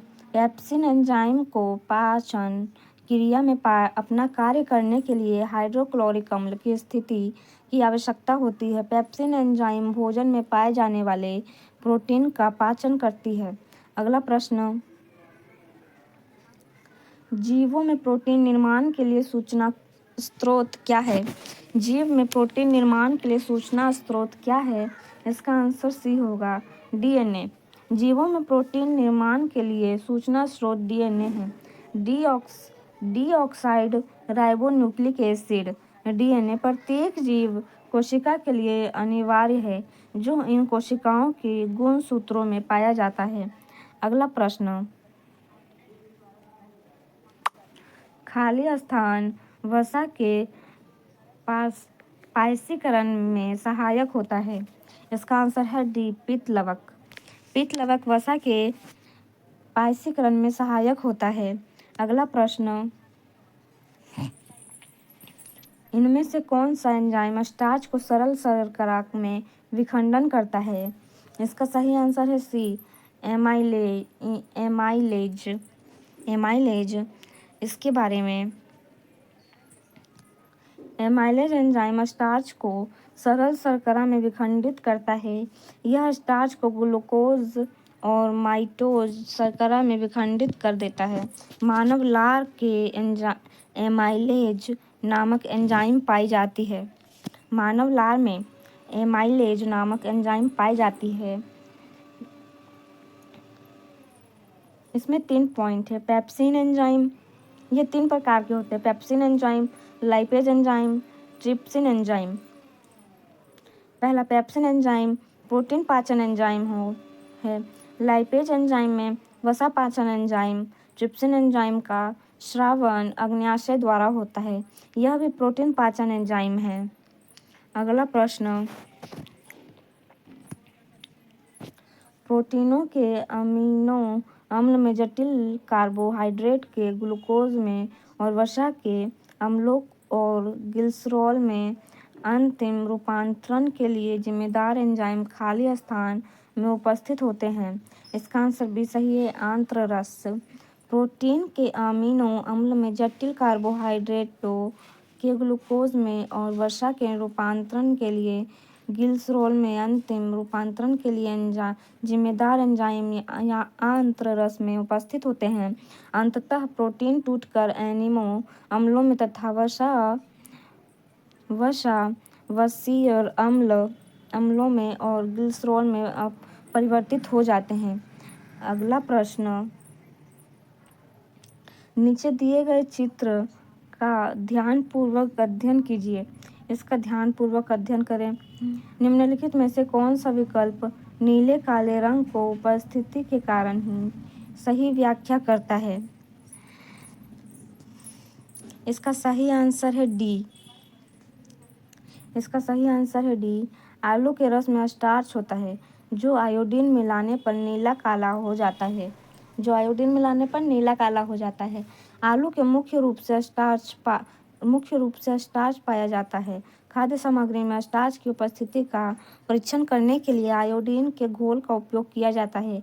जबकि खाद्य पदार्थ में आयोडीन का घोल डाला जाता है तो वह स्टार्च की उपस्थिति में नीले रंग में बदल जाता है। अगला प्रश्न, ग्लूकोज का रासायनिक सूत्र क्या है? ग्लूकोज का रासायनिक सूत्र C6H12O6 है। इसका आंसर सी सही है। ग्लूकोज सबसे सरल कार्बोहाइड्रेट है।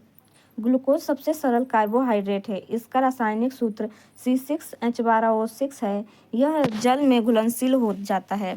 यह सजीवों की कोशिकाओं के लिए ऊर्जा का प्रमुख स्रोत है।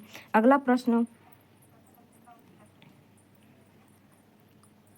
प्रोटीन के अमीनो अम्लों में जटिल कार्बोहाइड्रेटों के ग्लूकोज में और वसा के वसा अम्लों और ग्लिसरॉल में अंतिम रूपांतरण के लिए जिम्मेदार एंजाइम खाली स्थान में उपस्थित होते हैं। इसका आंसर है डी, आंत्ररस। इसके बारे में, प्रोटीन के अमीनो अम्लों में जटिल कार्बोहाइड्रेटों के ग्लूकोज में और वसा के वसा अम्लों और ग्लिसरॉल में अंतिम रूपांतरण के लिए जिम्मेदार एंजाइम आंत्ररस में उपस्थित होते हैं। आंत्ररस में विभिन्न एंजाइम पाए जाते हैं। यह हल्के पीले रंग का होता है। अगला प्रश्न, कैसीन एक प्रोटीन है जो खाली स्थान में पाया जाता है। इसका सही आंसर है डी, दूध। प्रोटीन अमीनो अम्ल के यौगिक होते हैं। प्रकृति में 20 से 22 प्रकार के अमीनो अम्ल पाए जाते हैं। प्रोटीन का संगठन कार्बन, ऑक्सीजन, नाइट्रोजन, हाइड्रोजन तथा सल्फर है। कैसीन एक प्रोटीन है जो दूध में पाया जाता है। दूध का सफ़ेद रंग कैसीन नामक प्रोटीन उपस्थिति के कारण होता है, जबकि गाय के दूध का हल्का पीला रंग बीटा कैरोटीन की उपस्थिति के कारण होता है। अगला प्रश्न, मानव शरीर की ऊर्जा आवश्यकताओं के मापन हेतु किस मापन इकाई का उपयोग किया जाता है? इसका आंसर कैलोरी है। मानव शरीर की ऊर्जा आवश्यकताओं के मापन हेतु कैलोरी मापन इकाई का उपयोग किया जाता है। इसके बारे में, कैलोरी ऊर्जा मापन की इकाई है। यह मापन की मीट्रिक पद्धति का अंग है और इसके संगत एक आई प्रणाली में अब जूल का प्रयोग किया जाता है, किंतु भोजन में निहित ऊर्जा तथा कुछ अन्य उपयोगों में अब भी कैलोरी का ही उपयोग किया जाता है। अगला प्रश्न, निम्नलिखित में से कौन सा एक जैविक उत्प्रेरण है? इसका आंसर है एंजाइम। एंजाइम जो है एक जैविक उत्प्रेरक है। इसके बारे में, एंजाइम एक प्रकार का जैविक उत्प्रेरक है जो जैविक रासायनिक अभिक्रियाओं की दर को बढ़ा देता है। एंजाइम उच्च अनुभार वाले नाइट्रोजन युक्त जटिल कार्बनिक यौगिक अर्थात प्रोटीन होते हैं। इस प्रकार प्रोटीन की प्रकृति के ऐसे कार्बनिक पदार्थ जो जीवित कोशिकाओं में उत्प्रेरण का कार्य करते हैं एंजाइम कहलाते हैं। एंजाइम शब्द का सर्वप्रथम उपयोग जर्मन फिजियोलॉजिस्ट विल्हेम कुहने द्वारा किया गया था। यह एंजाइम का शब्द सर्वप्रथम प्रयोग जर्मन फिजियोलॉजिस्ट विल्हेम कुहने द्वारा किया गया था। अगला प्रश्न,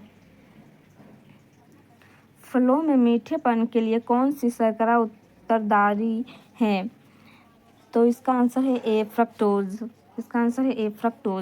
फ्रक्टोज या फ्रूट शुगर का एक साधारण चीनी है जो स्वाभाविक रूप से फल शहद और गन्ने में होती है, जो इनके मीठेपन के लिए उत्तरदायी है।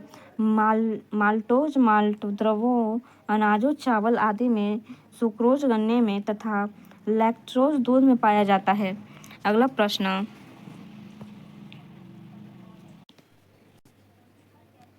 अगला प्रश्न, निम्नलिखित में से कौन सा तत्व एक बहुमुखी तत्व है जो सजीवों और हमारे द्वारा उपयोग की जाने वाली कई चीज़ों का आधार बनाता है? इसका आंसर है ए, कार्बन। जंतु और वनस्पतियों के निर्माण में कार्बनिक यौगिक प्रमुख है। यह हमारे भोजन, दैनिक उपयोग के पदार्थ, यातायात पर साधन सामग्री, विस्फोटक पदार्थ आदि में एक प्रमुख तत्व है। सभी जीवों में कार्बन उपस्थित होता है। कार्बनिक तत्व सजीव तथा हमारे द्वारा उपयोग की जाने वाली कई चीज़ों का आधार बनता है। अगला प्रश्न, पादपों में सबसे प्रचुर मात्रा में उपस्थित तत्व है कार्बन। कार्बन जो है सबसे प्रचुर मात्रा में उपस्थित तत्व है।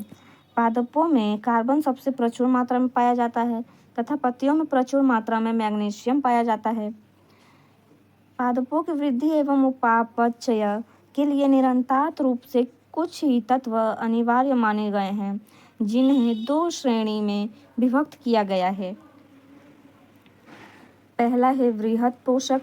इनमें carbon, hydrogen, oxygen, phosphate, phosphorus, nitrogen, sulphur, potassium, calcium और मैग्नीशियम आते हैं। दूसरा है सूक्ष्म पोषक। इनमें लौह, मैग्नीज, तांबा, मोलिब्डेनम, जिंक, बोरॉन, क्लोरीन और निकेल सम्मिलित हैं।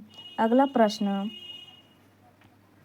मानव शरीर का मुख्य हिस्सा किससे बना होता है? मानव शरीर का मुख्य हिस्सा पानी से बना होता है। अगला प्रश्न, निम्न में से क्या मैक्रो पोषक तत्व नहीं है? विटामिन जो है मैक्रो पोषक तत्व नहीं है। इसके बारे में, विटामिन मैक्रो पोषक तत्व के अंतर्गत नहीं आता।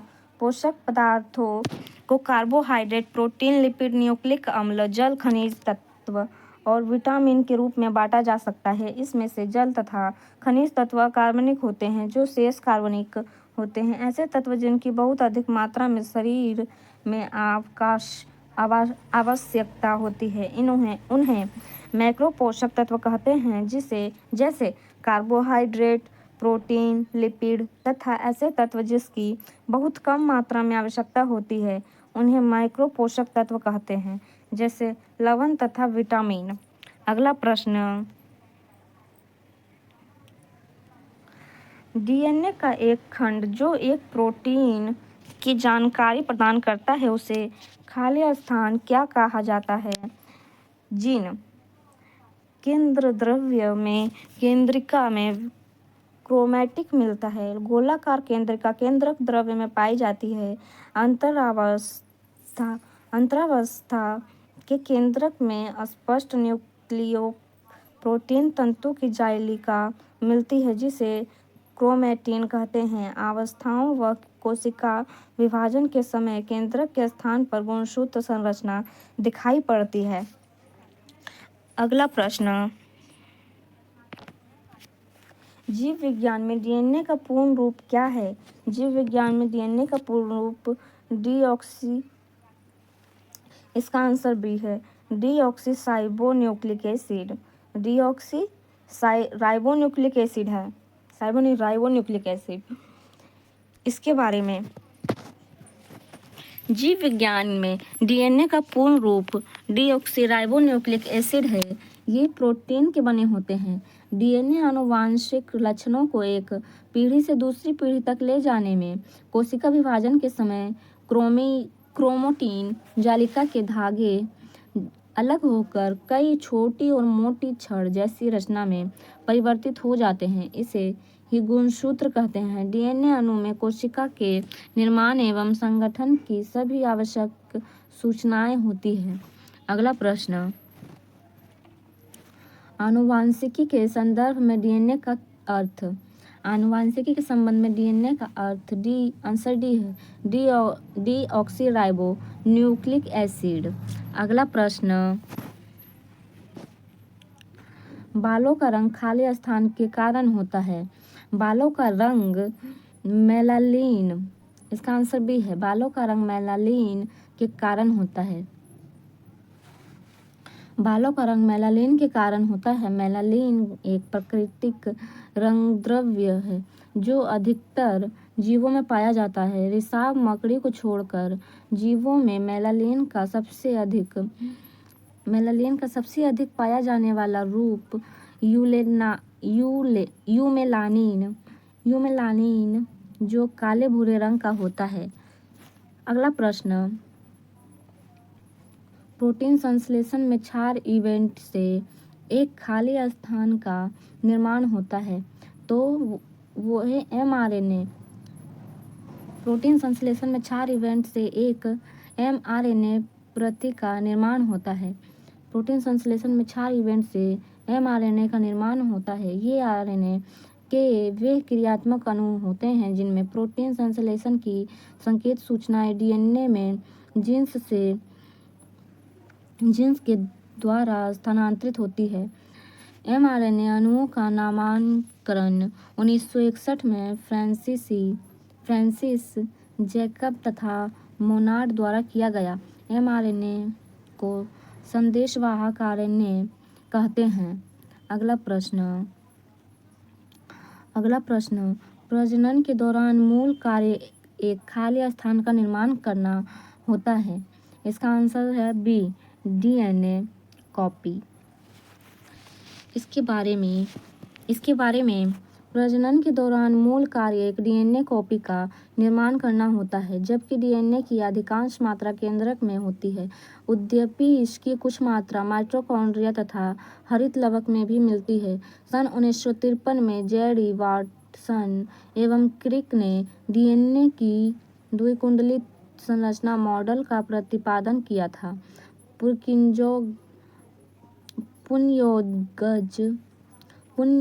पुंजोगज डीएनए को किस प्रपोर्शन में प्रवर्धित करने को डीएनए क्लोनन, जीन क्लोनन या आनुवांशिक इंजीनियरिंग कहा जाता है। अगला प्रश्न, निम्न में से कौन सा या से कथन गलत है? ए, डीएनए का पूरा नाम डीऑक्सीराइबोन्यूक्लिक एसिड। बी, यह गुणसूत्र में उपस्थित होने वाला रासायनिक तत्व है जो आनुवांशिक गुण वहन करता है। सी, डीएनए एक पॉलीन्यूक्लियोटाइड है। न्यूक्लियोटाइड डीएनए की ही मूलभूत संरचनात्मक इकाई है जो दो अवयवों से मिलकर बनी होती है। इसका सही आंसर है सी, डीऑक्सीराइबोन्यूक्लिक एसिड अम्ल मुख्यतः केंद्रक में होता है जो इसके न्यूक्लियोटाइड अणु में पैनवेज शर्करा डीऑक्सीराइबोस नाइट्रोजन या क्षार एडेनिन, ग्वानिन, साइटोसिन व थायमिन तथा फास्फोरिक अम्ल होता है। डीएनए गुणसूत्र में उपस्थित होने वाले ये 3 रासायनिक तत्व हैं जो आनुवांशिकी गुण वहन करता है। अतः स्पष्ट है कि कथन सी गलत है और कथन ए और बी सही है। अगला प्रश्न, एंजाइम मूलतः खाली स्थान होते हैं। एंजाइम मूलतः प्रोटीन होते हैं। अगला प्रश्न, डीएनए अनुक्रम में जीन को चिन्हित करने की प्रक्रिया को क्या कहा जाता है? इसका सही आंसर है सी, एनोटेशन। डीएनए अनुक्रम में जीन को चिन्हित करने की प्रक्रिया को एनोटेशन कहा जाता है। अगला प्रश्न, प्रोटीन की जानकारी प्रदान करने वाले डीएनए के भाग को खाली स्थान क्या कहा जाता है? इसका आंसर है डी, जीन। प्रोटीन की जानकारी प्रदान करने वाले डीएनए के भाग को जीन कहते हैं। जीन डीएनए के न्यूक्लियोटाइड का एक ऐसा अनुक्रम है जिसमें सन्निहित कूटबद्ध सूचनाओं से अंततः प्रोटीन के संश्लेषण का कार्य संपन्न होता है। यह आनुवांशिकता की मूलभूत इकाई है। अगला प्रश्न, खाली स्थान डीएनए का एक हिस्सा जो एक प्रोटीन के लिए जानकारी प्रदान करता है। वंश डीएनए का एक हिस्सा है जो एक प्रोटीन के लिए जानकारी प्रदान करता है। अगला प्रश्न, आरएनए का पूर्ण रूप क्या है? सी, इसका आंसर सी सही है, रिबोन्यूक्लिक एसिड। आरएनए का पूर्ण रूप राइबोन्यूक्लिक अम्ल होता है। आरएनए एक या एक से अधिक न्यूक्लियोटाइड से बना होता है। पॉलीमेरिक अणु है। एक न्यूक्लियोटाइड में एक न्यूट्रोजनीय क्षार, एक राइबोज शर्करा तथा एक फॉस्फेट शर्करा होती है। इसमें पिरिमिडीन थाइमीन के स्थान पर यूरेसिल होता है। इसमें पिरिमिडीन थाइमीन के स्थान पर यूरेसिल होता है। अगला प्रश्न, मानव शरीर में सबसे प्रचुर मात्रा में मौजूद तत्व कौन सा है? इसका सही आंसर है ऑक्सीजन। ऑक्सीजन जो है मानव शरीर में सबसे प्रचुर मात्रा में मौजूद तत्व है। मानव शरीर में सबसे प्रचुर मात्रा में मौजूद तत्व ऑक्सीजन है। मानव शरीर में मुख्यतः 6 तत्व पाए जाते हैं, जिनमें ऑक्सीजन सबसे अधिक मात्रा में 65% पाई जाती है। अन्य तत्व कार्बन है 18%, हाइड्रोजन है 10%, नाइट्रोजन है 3%, कैल्शियम 2%, फॉस्फेट 1%। अगला प्रश्न, प्रोटीन खाली स्थान का एक अभिन्न अंग है, तो वो है इनमें से सभी। प्रोटीन एंटीबॉडी एंजाइमों और कोशिका झिल्ली का एक अभिन्न अंग है। एंटीबॉडी एंजाइमों कोशिका झिल्ली का एक अभिन्न अंग है, तो इसीलिए इसका भी इनमें से सभी सही है। अगला प्रश्न, निम्नलिखित में से कौन सा दूध का प्रोटीन है? निम्नलिखित में से कौन सा दूध का प्रोटीन है? तो इसका आंसर डी सही है, कैसीन। कैसीन दूध का प्रोटीन है। कैसीन प्रोटीन एक फॉस्फोप्रोटीन है, जिसमें सभी आवश्यक अमीनो एसिड होते हैं, जो आमतौर पर स्तनधारियों के दूध में पाया जाता है। यह गाय के दूध में लगभग 80% तथा मानव में 20% पाया जाता है, जो हमारी मांसपेशियों के लिए आवश्यक है। अगला, इसमें अब 5वां पॉइंट शुरू हो रहा है, आनुवांशिकी। प्रश्न, सही कथन की पहचान कीजिए। इनमें से सही कथन की पहचान कीजिए। पहला है, एक्स गुणसूत्र वाले शुक्राणु में 23 गुणसूत्र होते हैं, जबकि 22 वाई गुणसूत्र वाले शुक्राणु में 22 गुणसूत्र होते हैं। दूसरा बोलता है, एक्स गुणसूत्र वाले शुक्राणु में 22 गुणसूत्र होते हैं और वाई गुणसूत्र वाले गुणसूत्रों में भी 22 गुणसूत्र होते हैं। तीसरा बोलता है, एक्स गुणसूत्र वाले शुक्राणु में 22 गुणसूत्र होते हैं, जबकि वाई गुणसूत्र वाले शुक्राणु में 23 गुणसूत्र होते हैं। चौथा बोलता है, चौथा ऑप्शन, एक्स गुणसूत्र वाले शुक्राणु में 23 गुणसूत्र होते हैं और वाई गुणसूत्र वाले शुक्राणु में भी 23 गुणसूत्र होते हैं, तो इसका सही आंसर है डी। इसके बारे में, एक्स गुणसूत्र वाले शुक्राणु में 23 गुणसूत्र होते हैं, ये सही है, और 22 गुणसूत्र वाले में भी 22 गुणसूत्र ही होते हैं। इसके बारे में जानें। कोशिका विभाजन के समय क्रोमैटिक सिकुड़न अनेक छोटे मोटे धागे के रूप में संगठित हो जाते हैं। इन धागों को गुणसूत्र कहते हैं। एक्स गुणसूत्र वाले शुक्राणु में 23 गुणसूत्र होते हैं। वाई गुणसूत्र वाले शुक्राणु में भी 23 गुणसूत्र होते हैं। मानव में 23 जोड़े या 46 गुणसूत्र होते हैं, जिनमें 22 जोड़ी या 44 गुणसूत्रों को ऑटोसोम्स कहा जाता है तथा 2 अन्य गुणसूत्रों को लिंक क्रोमोसोम XY कहा जाता है। अगला प्रश्न, जीन खाली स्थान की गतिविधि के माध्यम से लक्षणों को नियंत्रित करते हैं। इसका सही आंसर है सी, हार्मोन। इसके बारे में, जीन हार्मोन की गतिविधियों के माध्यम से लक्षणों को नियंत्रित करते हैं। जीन आनुवांशिकता की मूलभूत इकाई है।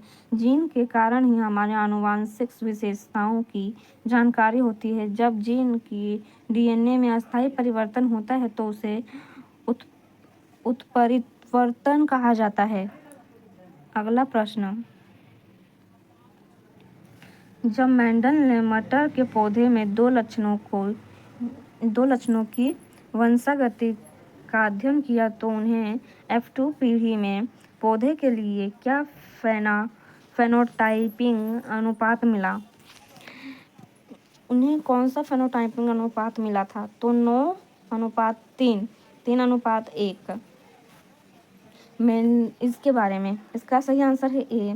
मेंडल में द्विसंकरीय कोष के लिए गोल तथा पीले बीज से उत्पन्न पौधे का क्रॉस कराया।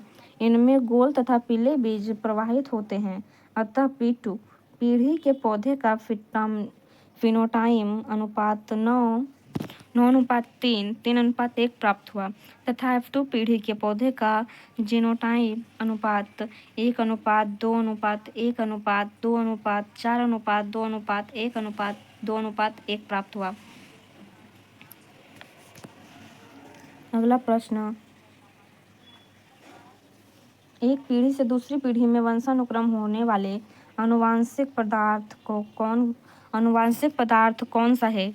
इसका सही आंसर है बी, DNA। DNA एक पीढ़ी से दूसरी पीढ़ी में वंशानुक्रम होने वाला आनुवांशिक पदार्थ है। इसके बारे में DNA या डीऑक्सीराइबोन्यूक्लिक एसिड अणुओं का एक समूह है जो माता पिता के वंशानुक्रम गुणों का आनुवांशिकी जानकारी को उनके संतानों तक ले जाने और स्थानांतरित करने के लिए जिम्मेदार होता है। DNA की खोज दो वैज्ञानिकों जेम्स वाटसन और फ्रांसिस किर्क ने 1953 में की थी। इन खोज के लिए उन्हें 1962 में नोबेल पुरस्कार से सम्मानित किया गया। तो किन्हें नोबेल पुरस्कार से सम्मानित किया गया? जेम्स वाटसन और फ्रांसिस किर्क को। इन्होंने इसकी खोज की थी 1953 में और पुरस्कार कब दिया गया? 1962 में। कौन सा पुरस्कार दिया गया? नोबेल पुरस्कार। अगला प्रश्न, एक लंबे पौधे TT और एक छोटे पौधे TT के बीच संकरण के परिणाम स्वरूप उत्पन्न F1 संतति के सभी पौधे के लंबे होने का क्या कारण है? इसका आंसर डी सही है, क्योंकि पौधे की लंबाई केवल T द्वारा नियंत्रित होती है। इसके बारे में, एक लंबे पौधे TT और एक छोटे पौधे TT के बीच संकरण के परिणाम स्वरूप उत्पन्न F1 संतति के सभी पौधों के लंबे होने का कारण है क्योंकि पौधे की लंबाई केवल T द्वारा नियंत्रित होती है। अगला प्रश्न, खाली स्थान में लिंग गुणसूत्रों का एक पूर्ण युग्म मौजूद होता है। इसका सही आंसर है ए, मानव मादाओं में लिंग गुणसूत्रों का एक पूर्ण युग्म मौजूद होता है। इसके बारे में, मानव के सभी गुणसूत्र पूर्ण रूपेण युग्म नहीं होते। मानव में अधिकतर गुणसूत्र माता और पिता के गुणसूत्रों के प्रतिरूप होते हैं।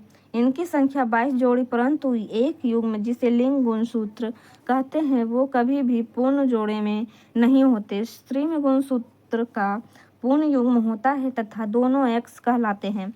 पुरुष में यह जोड़ा परिपूर्ण जोड़ा नहीं होता, जिसमें एक गुणसूत्र समान आकार का X होता है तथा दूसरा गुणसूत्र छोटा होता है, जिसे Y गुणसूत्र कहते हैं। अतः स्त्री का XX तथा Y का XY गुणसूत्र कहते हैं। पुरुष में XY गुणसूत्र होते हैं। अगला प्रश्न, निम्नलिखित में से आनुवांशिकी का जनक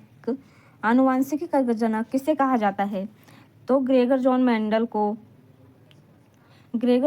को आनुवांशिकी का जनक कहा जाता